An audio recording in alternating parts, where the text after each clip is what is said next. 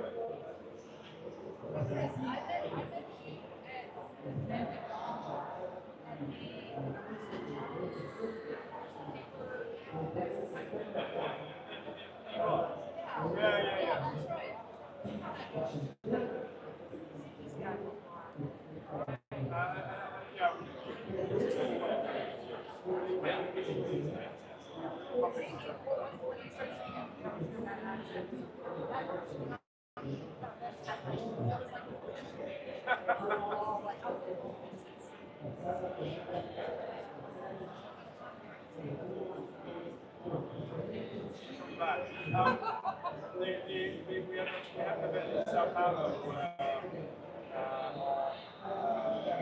last Thursday, which is a snapshot event. But there was a lot of English accents there. Sao Paulo, people like going, we come to a kind of a quarter of southeast of England.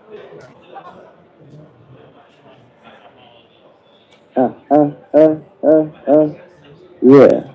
Uh, uh, yes.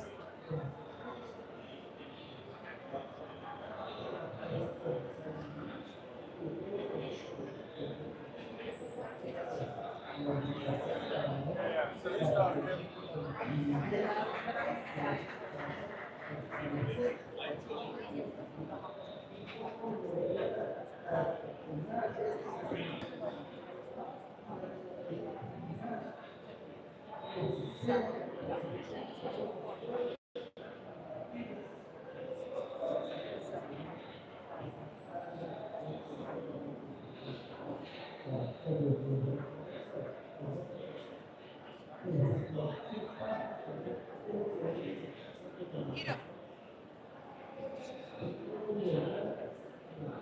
All right. Can you hear me?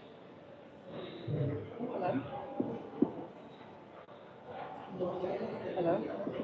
Test, test. Hello. Speak louder. Okay.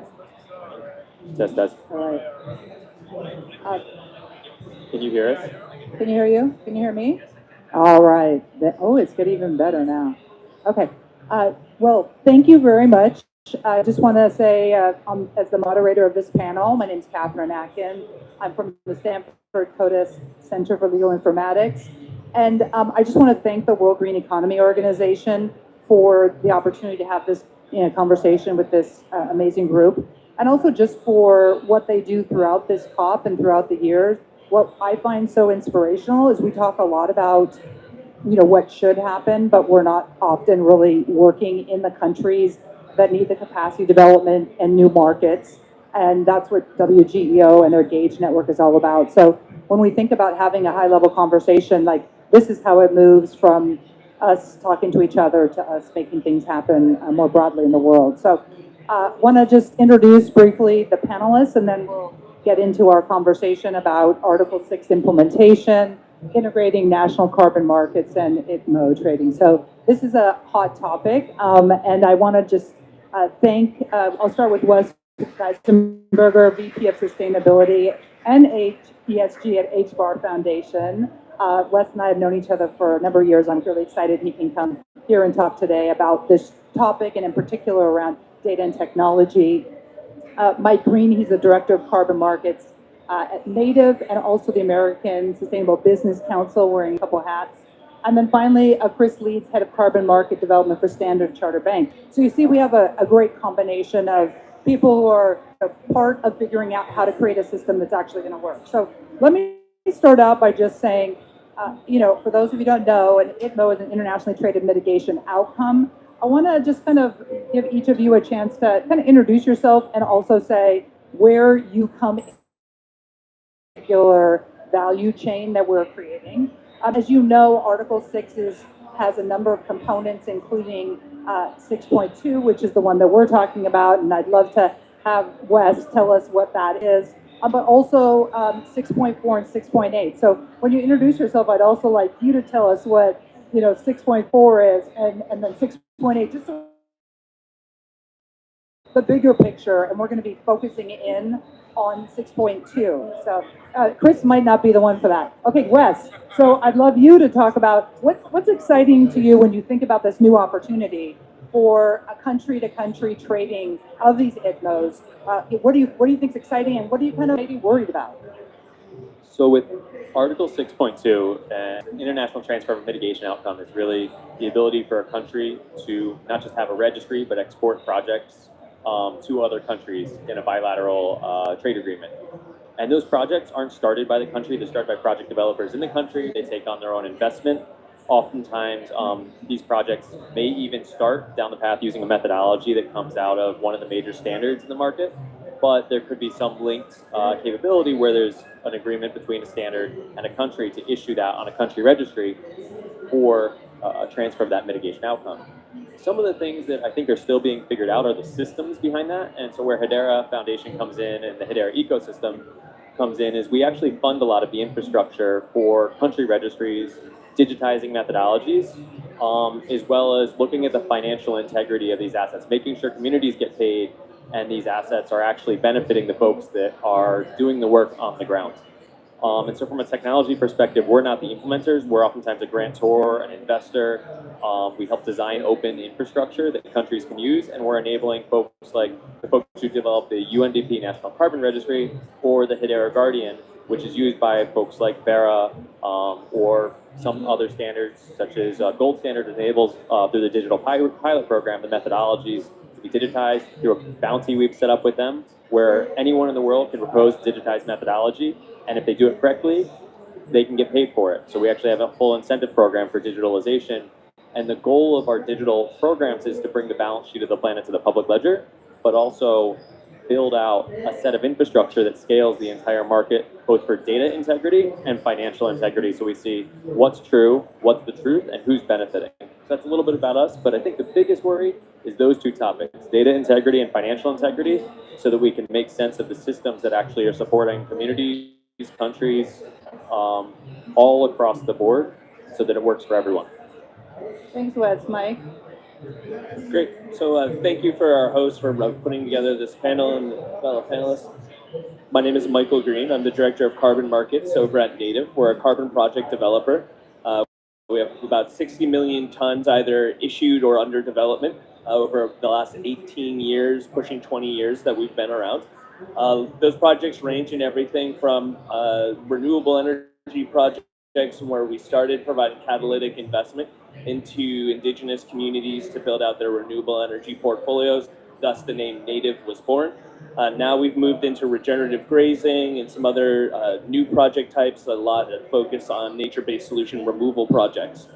My role at Native, I manage our government affairs work, so with our host countries, as well as trying to find ways to broker relationships with some of the countries that are looking to invest in carbon projects globally.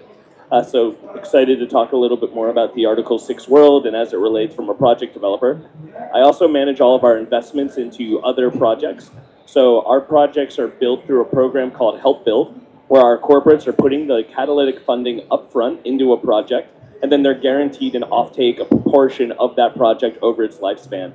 Throughout their involvement and engagement with that community, with that project, they have other needs, so we go out and do a fair amount of investment and procurement of other projects. So we lead that work as well. You asked me a little bit to explain Article 6.4. So to explain Article 6.4, you need to understand a bit about where we started with the CDM registry. Essentially, being able to provide countries with the technical assistance to have a registry to do the cooperative approaches that the Paris Agreement allowed. We needed to make that transition. So the CDM registry is transitioning over to PACM, which is the Paris Agreement crediting mechanism. They will be doing everything from their own methodology reviews and approvals all the way to the issuances. Those approvals are dependent upon a country level approval or a letter of authorization, an LOA, in order for that project to issue units, which point it becomes an ITMO or ITMO. So we'll get a little bit more into that. But a key thing that I would say from a project developer's perspective is knowing that those letters of authorization are critical for projects and project developers to be able to invest, scale, and support projects globally.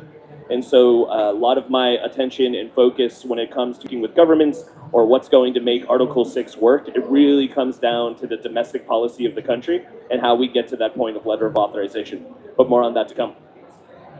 Thank you, Chris. Great, thanks very much, Catherine. I think sometimes think to myself that perhaps the reason I got into all of this was because I really quite enjoy acronyms. Because if you don't, I mean, just don't get involved because it's just a crazy world of acronyms. So I am the head of carbon markets development at Standard Chartered, where my role is really to help us to grow the business internally. We're focusing on financing carbon projects, and ultimately that's the goal. It's about getting money into projects that wouldn't get it otherwise, but also then trading the credits that get generated and ensuring that these are of high integrity. And one of the ways that we do that, or one of the ways I do that, is by getting involved in some of the really key initiatives. And one of them, the most important, I think, is the ICBCM, the Integrity Council for the Voluntary Carbon Market. I sit on the board as one of the market representatives. So that means that I bring a market view to the independent thinking that the ICBCM has. So I don't get a vote on many of the important decisions that we make, which are market orientated. But I do get to get a market view across there, and I think it's a really important area because what we're seeing with ITMOs, with internationally transferred mitigation outcomes in 6.2, is this is a bilateral mechanism. Ultimately, this is an agreement between one country and another to transfer those mitigation outcomes. Now, ultimately, that's up to them how they do that. There are certain principles that have to be met around additionality and permanence and double counting and all these other things, and a corresponding adjustment, most importantly, is about the accounting rule, about preventing double counting, ensuring that those mitigation outcomes are not double counted in different national registries, and it's important to remember they are national registries. But ultimately it's down to them. So what the ICBCM can do is to help make sure that those standard setters that are being used out there, we've heard a few already, Vera, Gold Standard, but there are a number of others that are being that are starting to emerge, meet a certain high quality standard and threshold, so that we can ensure, one, that they're all somewhat on a similar basis and they're comparable in some way, but also that they're aiming for high quality. So whether it's around permanence or whether it's around the additionality requirements that they have. And it's also, what we do is we have this two-tick arrangement. We assess the standards themselves to make sure that they are capable of actually of implementing the methodologies that they're responsible for, and then we actually assess the methodologies to ensure that those methodologies do what we want them to do, which is to reduce and remove carbon dioxide emissions, and do it in a way that's socially acceptable and that supports community. So that's what we think is a really effective way of ensuring quality. But it also means that we need to work with other mechanisms that are now working. We heard about PACM, the Paris Agreement crediting mechanism. They have their own methodologies that they're working on. We need to ensure that there is some connectivity there and there is some consistency between all of that. You may have heard of another wonderful acronym, CORSIA, the Carbon Offsetting and Reduction Scheme for International Aviation. See, I told you I was good at this. That's the aviation scheme that's been put in place by ICAO. And again, that has its own similar standard setting. It assesses the standards in a similar way to the ICBCM, and in fact there is some commonality there. But again, what we're trying to do, and so it's about trying to help that mechanism. And as a financier, I want to be able to go into projects that are relatively standardized Otherwise, it becomes impossible. Banks don't like, non-standard products generally, and particularly more so these days. They work on standardized methodologies. And so, that's what we're trying to do, so that we can get that financing in at a greater pace. I mean, I'll give you an example. I know one particular company that took 3 years to do a project with the Click Foundation, which is the Swiss organization that's actually trying to enter into long-term offtakes on behalf of the Swiss of Switzerland. But 3 years to do one project. Maybe it's quicker the next time, but that's just not sustainable. So we really need to get that standardization in, and to drive standards upwards. To have a to have a race to the top, very much a race to the top. Thanks. What I'd like to do now is actually just talk about what do we think these tensions are, because all of you have talked about the importance of creating kind of a floor, and then the question is, where should that be? And I'd love each of you to talk about, are we in the right place when it comes to the standards and baseline? I was at an event last night on 6.4 and talking about the supervisory body and the tension between the project developers, the NGOs, and the existing legacy sort of nonprofit-driven standardization. And what I see is kind of this global move to more compliance regimes, more robust accountability, and kind of where is that sweet spot? I'd love to have each of you just talk about where you think we are on that. And Wes, I know you live and breathe this, so. So as part of the system, it's very easy when we create a new system, whether it's moving from the CDM to PACM, or whether it's a country registry starting up, or it's new biodiversity standards starting up. And these divergent interests often lead to almost this, I think we learned from venture capitalist paradigm to tear down and define the problem of the past so that you can be the solution of the future. In the carbon markets, I don't think that can be the case. The methodologies that have been developed over the years are not failures. There are a basis and a starting point. Most of the methodologies defined in the market today are defined starting at the CDM and then innovated upon. That means that when Vera furthers them and Gold Standard furthers them, many of the other standards like CORSIA sets a bar or baseline, the ICVCM sets a quality base. That's something we build upon. We don't need to tear them down and start again, or we're not going to reach our goals. We're not going to create a secure financial vehicle for these communities to both invest their time and money into that they can yield a return, right? They make money in the carbon markets. They pay for sustainable development via the carbon markets. So when Article 6.2 comes to bear, these registry systems are supposed to do 4 things. And if you're following the UNIDROIT kind of proceedings, from a legal perspective, those registries issue, transfer, cancel, and retire. It doesn't speak to administering a standard. And that's a role where Gold Standard, Vera, and the other independent crediting standards can play a part. But they can also create open standards that teach a lesson for everyone else so that we can build on the market together rather than tearing each other down. And I think that's extraordinarily important to create quality investment products, because at the end of the day, if these aren't investable assets, the market won't grow. If folks like Standard Chartered can't make a return, or Native can't make a return investing in these projects and creating quality credits, companies won't buy them.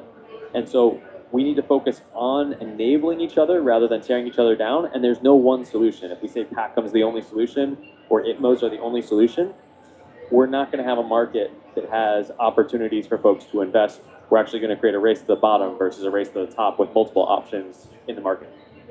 Thanks. And why don't we have one other respondent to that? And Wes, I can't believe you didn't say distributed ledger technology and blockchain, but we're going to get to talk about that soon. So anybody like plus one on Wes? What differences? A little bit of a different take as a project developer. When I look at the mind maps for our projects, there's hundreds of points of data input that are going into our project. That involves community level, partners in the field, financial partners on a project. Essentially what it really comes down to is it's not up to necessarily the standard or the methodology that creates integrity into a project. It's the project developer that creates integrity into a project. When I was talking with some of my colleagues about this question back home, I thought of this, and maybe I'll share it with you all. I teach my son's hockey team. It's the 6-year-old and under team, so you can imagine the quality on the ice is a little substandard of the NHL. But guess what? USA Hockey's doing a wonderful job. They're teaching us the best methodologies, the new standards for going out there and teaching people how to play the sport. Now, who would you want to join your club team? My 4-year-old who's playing U6, or somebody that's been in the NHL for 15 years? Obviously, you would want the person with a little bit more maturity, experience, and understanding on how to navigate the game. That's really what we're talking about when we're talking about developing carbon projects. Your standards and your methodologies can create new understandings of what's that baseline acceptance of what a project should be doing. But when you start to unpack that and see all of the points of data, all of the pieces that tie that together, there's a lot of constraints that new players in the field have, whether that be capital constraints, knowledge, experience. And so finding trusted project partners with that experience is really something that I would steer people towards when we're looking at what's really creating integrity into projects. Chris, anything to add to that? Just on behalf of the way we went about it at the ICBCM was, I guess it's echoing what both Mike and Wes are saying. It's the fact that we had to start somewhere. And originally, the bar was set up here. And the standard setter went, well, fine, that's great, but we can't do that. And it will take a long time for us to be able to do that. And all the credits that that are being issued are effectively never going to meet that goal, which is therefore you're setting everybody up to fail. Now, that wasn't the goal. That was not what we were trying to do. So we had to set up at a level where everybody effectively could get to. Some had to come up, some were already there, maybe even higher. But it was the base, and it was that point about creating that baseline that we can then build from. And the other thing is that you do need certainty. And again, as a project developer, right, you understand this, that if we keep changing the rules, right, and, now it's going to be this, or now it's going to be that, and actually that's out, and therefore those credits are no good anymore, that's really, really bad for any investment. I mean, wherever you go, whether it's building a house, building a dam, building a new car, people need certainty over those standards, and they need to have at least some visibility over a period of time that they're going to stay that way. Yes, we want to improve and we want to keep going higher, but that's why we created something called our continuous improvement work plans at the ICBCM, where we're looking at things like durability and permanence. We're looking at double counting. We're looking at additionality. So, even such that we could bring back some of the renewable methodologies, or bring in new renewable methodologies that will support growth of renewables around the world where they really need it. So we've had some conversation about kind of, what's the right level? How do we get to that investor grade data, which we, need not only for carbon markets, but for, catalyzing other markets that we also know we need in the green economy. Can we pan back up? I think about the World Green Economy Organization. They're a coalition of state countries, and so they're all thinking about how does this new Article 6 connect with my own set of tools in my country, right? So we have countries developing their own ETS systems.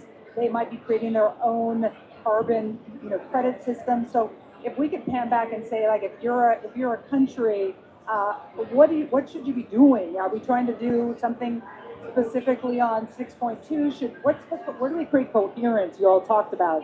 We complexify this quite a bit. So what should we be asking countries to do as best practice? Because we know many are doing a number of these things and want to be set up to be successful, especially in low and middle income countries, because that's where we're trying to go with this. So it'd be great to hear about that. And then I want to talk about the purchasers of these ITMOs. What should they be thinking about? But let's start with the countries. That's a really good question. Is that hopefully I've got a good example of how we can see things develop. So Indonesia recently announced that they're going to relaunch their carbon market. It's one of the countries where we've seen the most interest in developing carbon projects, particularly around nature. And there were quite a few projects that were live and were effectively suspended for a period. They've come back and said, right, okay, this is how we want to do it. And I think what they've done is really clever, and it's a potential way forward, which is that they've entered into these mutual recognition agreements with the standard setters like Vera, Gold Standard, and others, to say, okay, your credits are viable. They can be issued effectively onto our registry, And we're going to mirror that. Again, so that prevents the double counting, it allows the credits to be unique, but they can then be recognized within Indonesia. And so a company can come and buy carbon credits in Indonesia, they stay in Indonesia essentially, and then they support the NDC. And then there will be other mechanisms within that country where we can see authorization for corresponding adjustment. And I like to think of this. I think what we should also, when we're thinking about these concepts, is I think of a corresponding adjustment and an ITMO effectively as an export credit. You are exporting that out of your own system, and you are actually using that to support somebody else's decarbonisation. But we still need to see projects develop within countries, and then we need to see those countries support those projects support that country's own decarbonisation. It would be like, farming for wheat. You still need to own the land. You need to know, you need to have local approvals to farm.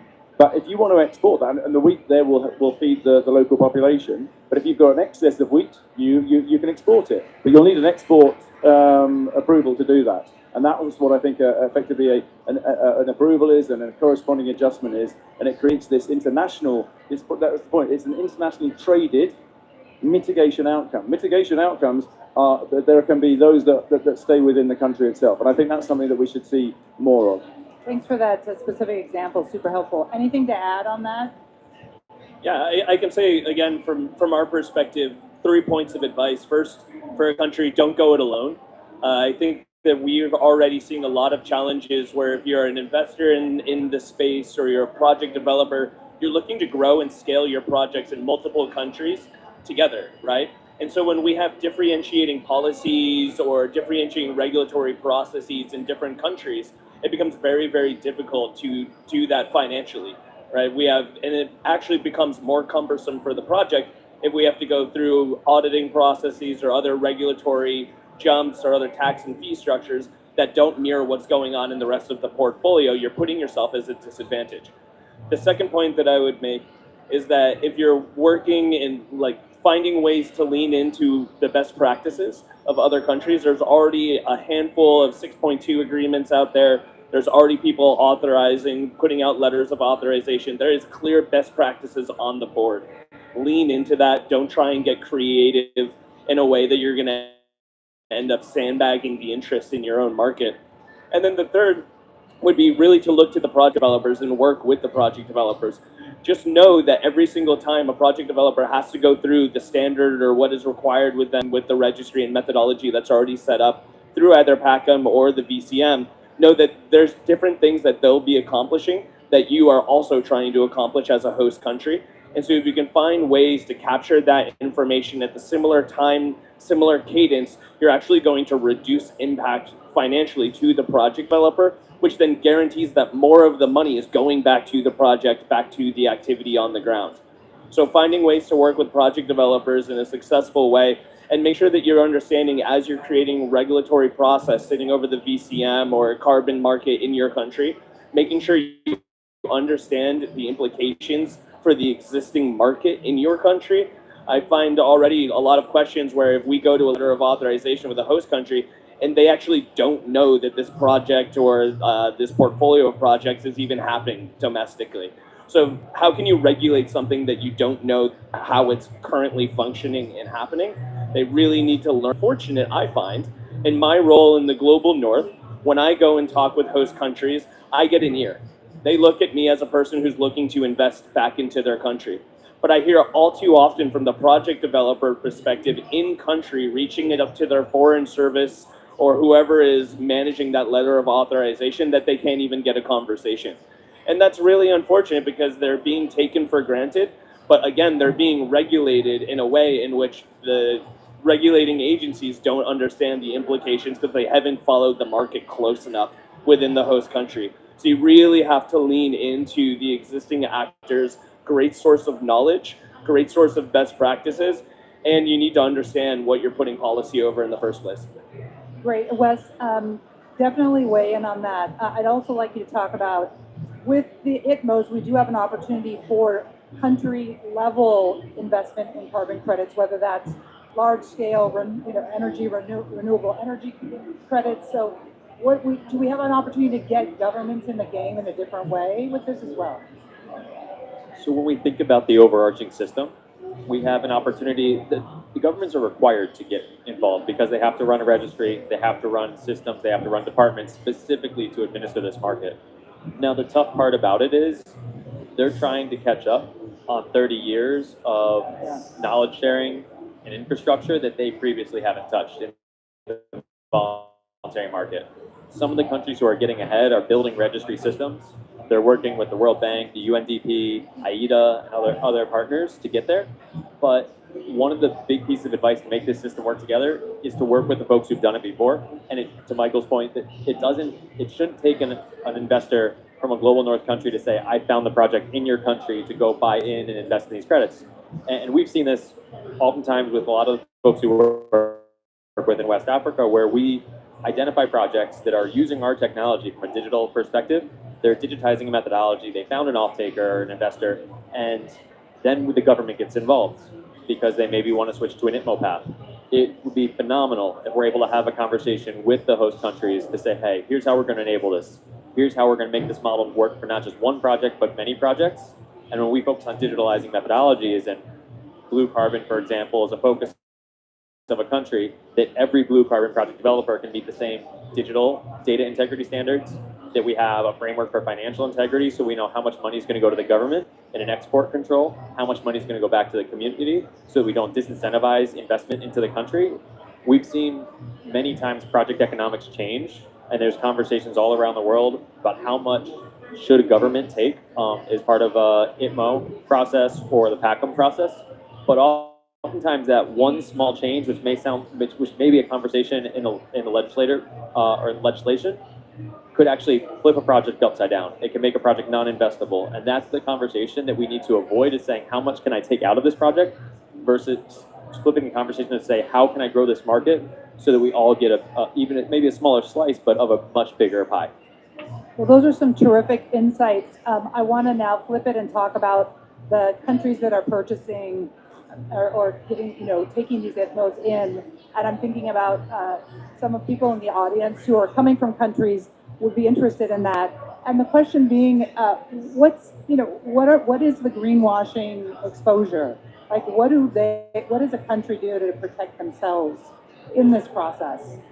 Because we need this for green finance, and we have to win on both sides. So what's the temperature gauge right now from purchasing nations or nations that will be receiving these ITMOs? What are they saying? What do we need to do to protect them? We talked a lot about data, but anything else that we need to put in place? Start with data integrity and financial integrity. If you cannot prove the project's real and you can't prove who's benefiting from the project, it may not be greenwashing as the specific concern. It may be that the funds aren't actually going to the communities doing the work. We've all seen articles over the past few years that have made these or levied these accusations, whether they're founded or unfounded.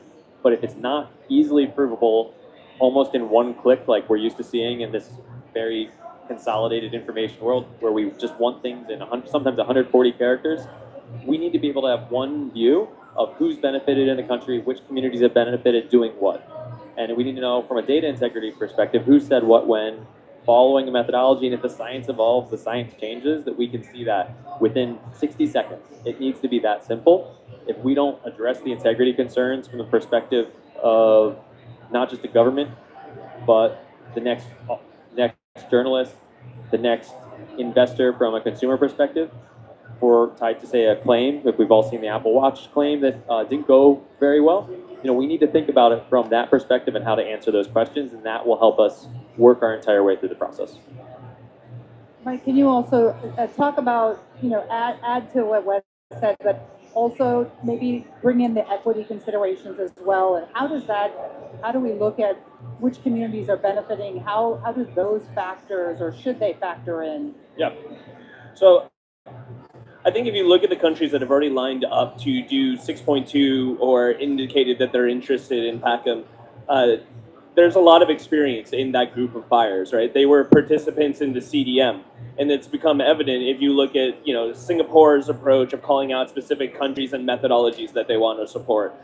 Sweden's approach of steering clear some of the negative press that they received around nature-based projects and their investments there in the past, are really leaning only into more hardware-based interventions. You also can look at Click Foundation, where they're investing at the early onset of the project and creating that deeper partnership with the project and bringing it all the way from that kind of catalytic investment all the way to issuance. So we have a smart group of buyers, but it'll be interesting as this market gets larger, as you have maybe non-state actors participating more in the Article 6 trades, as well as you have just more countries purely getting into the market. So hopefully we're able to keep that high level of integrity, that high level of understanding and commitment to what they want to buy, and that experience from the CDM marketplace as we evolve. Now, I think when it comes to the equity of the investment, there's a lot that goes into the country's relationship with the country in which they're trying to buy from. Looking at Singapore's example, where they create the MOUs delivered directly between the Singaporean government and the host country's government, there's a lot that you can do to make sure that the host country's regulatory process is focused in at the right intervention points within a project in order to bring that project to market. And it's really, buyers are going to set their standards. There's not much that we can do about that. It comes back down to the host country and what they're able to push for at a domestic level, what kind of auditing and systems that they're going to have in place to guarantee data integrity, to guarantee community benefit. But again, it's that approval process and those regulatory processes, I'll be a kind of continue to hit the drum, are really going to be dependent upon the project developers and how they bake equity and inclusion through FPIC processes, free prior informed consent processes in project development. It really comes down to the project developers' commitment and relationship within the community. I think standards and methodologies and PACM are all doing the right thing to continue to put new best practices on the board for developers to follow. And the market and the credits that we have coming online today are very different than what we saw underneath the CDM, just from a data availability of the project alone. So hopefully these concerns are something that don't plague the new market, and we're able to move past it. And I think Click Foundation and some of the other buyers out there, how they're participating in the market, are really showing the way. Chris, can you also let's talk a little bit more about the role of banks more generally in providing climate finance? So certainly we have carbon credits as one form, but can't this same data be used to unlock loans and other kinds of supports for, how much conversation is there within the bank about, what those standards are? So, I mean, just answering very quickly the demand side question, and again, it's an important key one for finance anyway. Is that it's interesting how you're seeing a realization from countries and regions that that Article 6 is going to be important, and if we want to achieve net zero, then using the mechanism of Article 6 is going to be key. At the end of the day, it's about accelerating change. It's about allowing technologies to be transferred, but it's also about getting things done at a least cost. I mean, a good example is Europe. I mean, Europe, the cost of abatement now is probably hundreds of dollars a ton. In other parts of the world, it's still in probably the double digits. Certainly above 10, but lower than 100. So there is there's again, what all a carbon credit is it's a way of measuring results. It's a way of actually, you put a dollar in and you got a ton out, and that's what's really key. But the credit is the way of facilitating that exchange of value. But credits get generated, ex post. So we need some mechanism to actually get the funding in up front. Many of these projects need funding today, not tomorrow when they're actually generating credits. And in fact, they might never generate credits as a consequence. To a certain extent, you could argue that's a really key tenet of additionality. Do you need the money now? Yes, I do. If I don't get it, I ain't going to do anything. So, for finance to flow, and we do think that this is one of the most effective ways of getting finance to flow at scale. then you need those standardized contracts. You need the infrastructure in place. You need registries that talk to each other. So as both Mike and Wes have said, we need connectivity between the registries, between the actual standard setting registries and the domestic registries, and so that it can be, it can be streamlined. And again, I think that's what, if you look at the global financial accounting system, it's linked together. So we need to do that with the global carbon accounting system. So that will enable those flows to take place. So we talked about the UNIDROIT. First of all, let's make sure that we all understand what a carbon credit is legally. Then we need to think about what it is from an accounting perspective. What is it? How do we make sure that it's treated as an asset in the right way? Because again, if it's just a cost on somebody's balance sheet, then it's very different from an asset where you can invest in it and you can actually see a return develop on that. So those are the kind of things that we're looking for as banks, that's why we've been able to finance a few projects. But they're one-offs. To scale up, we need greater standardization. Okay, so we have only a few minutes left, and I want to talk about, we haven't said AI yet, so I don't know whether that's like hats off to you or you guys are missing the boat. But let's talk really briefly about technology. I mean, so we've talked about, as we know, at the end of the day, these are generally human problems. But to the extent that technology can help us make this easier, create those connections, and I know, Wes, I'd love you to talk about the power of DLT and other technologies. What should we be doing, and what kind of capacity has to be built in these countries to be able to take advantage of Article 6? So as the designated technologist, the one thing I'll say is technology is not the fixer of all problems. Blockchain or DLT, distributed ledger technology, lowers the cost of trust. It doesn't replace trust. Certainly not when it talks to when we're talking about communities. AI, artificial intelligence, there's many different types of it, but generally it lowers the cost of prediction. Maybe it can help you predict the price. It can maybe predict an answer if you're asking ChatGPT of what you want to hear. Internet of Things or sensors technology or satellite technology can help lower the cost of monitoring. It just brings an efficiency to the table. So when we build methodologies on a public ledger, if we help digitize, so we were working with Vera to help them digitalize their methodologies. We've worked with the Secretariat of the UNFCCC, and we work with others. All of these folks, unless the standard says it's correct, and it's a fully built-out methodology with every permutation and path, it's not actually the methodology. It is a replica or a clone. Now, if a standard says, hey, this is correct, an auditor checks the data relative to that methodology that's published immutably on a public ledger, it can make it easy to follow the process. It can almost be a training tool. It can be a guide of what you need to get to, but until an auditor says it's correct, standard says it's correct, the registry issues it, it's not a carbon credit. It may not be a verified carbon credit in the voluntary carbon market, and it certainly won't be an ITMO, which would have a series of approvals. Now, what technology can really do, and the part that I'm so excited to be talking about this COP is a concept we call truth to value. The truth is what happens on the grounds. We have to be communicating that in the context of a methodology to get to an asset. The opportunity using a public ledger is to take the finance from a capital market instrument, maybe it's a bond, maybe we have a fund that we can trace digital dollars to specific accounts. And using a public ledger, the opportunity is to correlate that project finance to the data being attested to the metric ton or the other non-market outcomes. Maybe we're looking at different social benefits, sustainable development benefits. And as we quantify that, the dollars to specific outcomes, we can actually drive markets in a different way, proving what finance is actually driving. If we want to prove a just transition, our argument is the best way to do that is do that publicly and make sure we know who's benefiting. Not just the project developer, which contractors, which communities, what percentage. Make sure that that's disclosed. Because in an NDC, if an NDC is just about emissions and cutting emissions, that's not going to help the average individual on the ground who's working on a project. If an NDC is about cutting emissions and enabling sustainable development, and I can prove that, see on a public ledger what a methodology entails beyond carbon, we're now talking about a world where everyone's lifted up. We're talking about a proof to the investor that something's happening. The funds are being used efficiently. The market can actually value those non-emissions-focused outcomes, and that's the opportunity for technology. And where we focus on at Hedera is building this out as the plumbing behind that.